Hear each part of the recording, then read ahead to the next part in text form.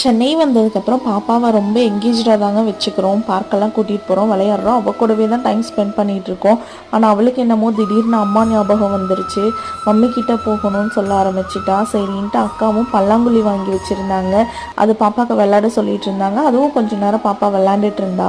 பார்க்கவே ரொம்ப வித்தியாசமாகவும் அழகாகவும் இருந்தது அந்த பல்லாங்குழி விளையாடுறது. சரி, ஊரில் இருக்க டாய்ஸ் மாதிரி இருந்தால் அமைதியாக இருப்பாளோ என்னமோன்ட்டு இன்ஸ்டாமார்ட்டில் பார்த்து தான் ஒரு 2-3 டாய்ஸ் ஆர்டர் போட்டிருந்தாங்க. அதில் இந்த ஸ்லைம் வந்து ரொம்ப இம்பார்ட்டன்ட். இந்த ஸ்லைம் இருந்தால் அவளுக்கு வந்து கம்ஃபர்டபுளாக ஃபீல் ஆகும் போல், வீடு மாதிரியே இருக்க மாட்டிருக்கு.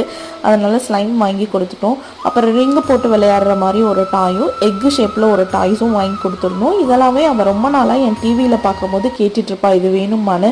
பட் நம்ம ஒரு சைடு இந்த மாதிரி டாய்ஸ் எல்லாம் கிடைக்கலிங்க. டக்குன்னு அந்த இன்ஸ்டாமார்ட்டில் இருந்தோடனே நானும் ஆர்டர் போட்டு அவ்வளோ ஹாப்பி ஆகிட்டா. லஞ்சுக்கு அக்கா சென்னை ஸ்பெஷல் தொக்கு பிரியாணி ஆர்டர் பண்ணியிருந்தாங்க. ரொம்ப டேஸ்ட்டாக இருந்தது. லஞ்சு சூப்பராக சாப்பிட்டுருந்தாங்க. அடுத்த வீடியோவில் பார்க்கலாம். தேங்க்ஸ் ஃபார் வாட்சிங்.